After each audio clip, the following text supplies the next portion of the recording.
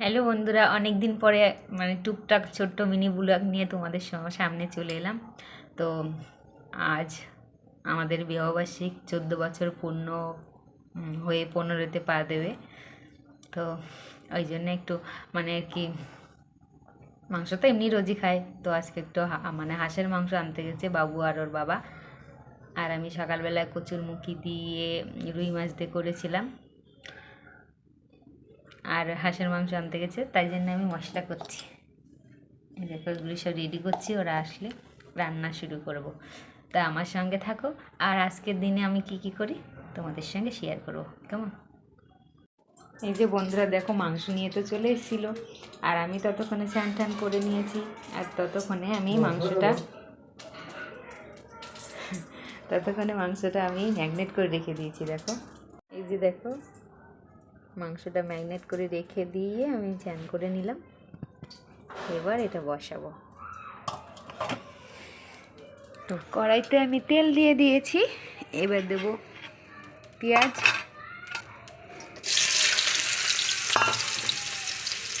বাকি মশলা সব আমি ওতে দিয়ে মাখিয়ে রেখেছি।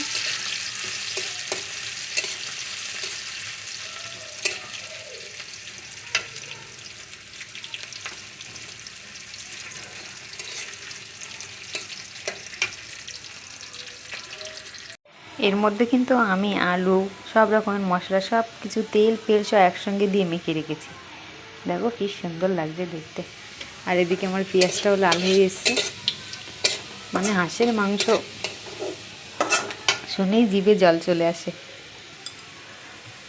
আর এমনিতেও আমি একটু দেশি হাঁস, মুরগি এগুলো খেতে ভালোবাসি। মানে মাখানো দেখে আমার জিভে জল চলে আসে।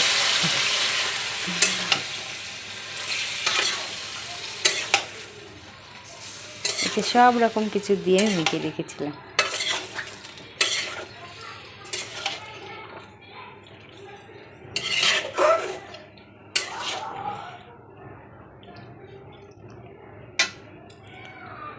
তো হতে থাকুক, ততক্ষণ তোমরাও দেখতে লাগো।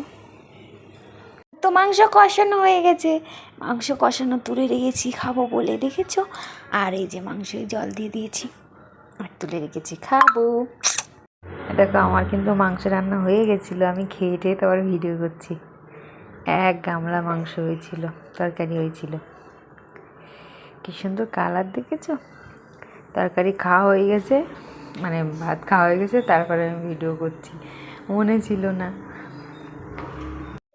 এই যে বন্ধুরা দেখো, আমি আজকে শাড়ি পরেছি। তো আজকে বিবাহবার্ষিক, এই জন্য শাড়ি পরেছি। আর সন্ধ্যেবেলায় পুজো দিলাম, তো ওই জন্য। আরও আমাকে একটু ঘুরতে নিয়ে গেছিলো বাজারের দিকে। আর এই যে দেখো, গোলাপটা আমাকে দিয়েছে, আমি কানে দিয়েছি। তো কেমন লাগছে বলো? সাজিনি আমি আজকে কিছুই, শুধু শাড়িটা পরেছি, একটা গোলাপ দিয়েছি। কেমন লাগছে বলো আমাকে? আর আমাকে দেখো ঘুরতে নিয়ে গেছিলো, এই কানেরটা কিনে দিয়েছে ও। ব্যাস, আমাকে বলছিল কিনে বা, আমি বললাম আমার কিছু লাগবে না, তো এই কানেরটা কিনে দিল। কি বলো তো, আমাদের এই ছোট্ট ছোট্ট জিনিসগুলো খুব ভালো লাগে। একটু একসঙ্গে বিবাহবার্ষিক দিন একটু মানে ভালো মন্দ রান্না করা, এক জায়গায় বসে খাওয়া, একটু কোথাও ঘুরতে যাওয়া, ব্যাস, আর কিছু লাগবে না। কোনো গিফট, কোনো উপহার, কিছু চাই না। এই ছোট ছোট জিনিসগুলো, এতেই খুশি, এতেই ভালো থাকি।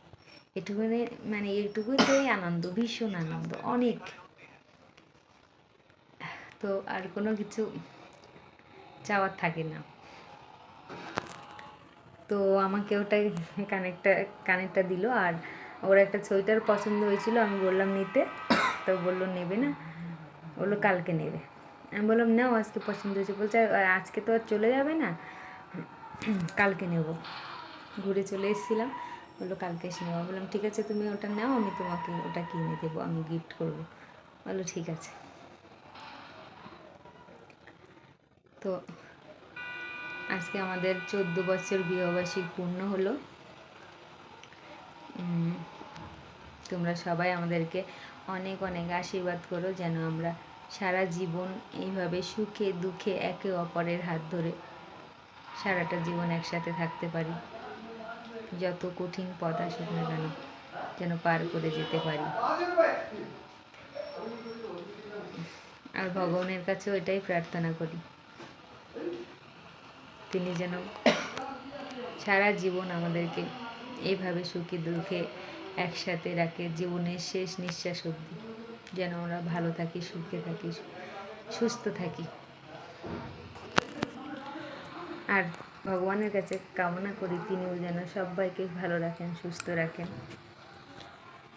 আর ছোটদেরকে জানাই আমি অনেক অনেক ভালোবাসা, আর বড়দেরকে জানাই আমার প্রণাম।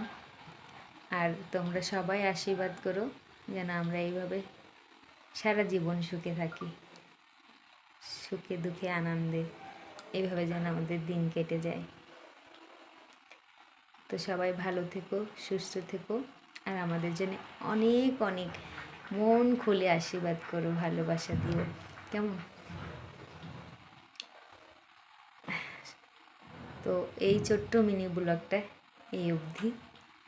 সবাই ভালো থেকো, tata, bye bye, good night.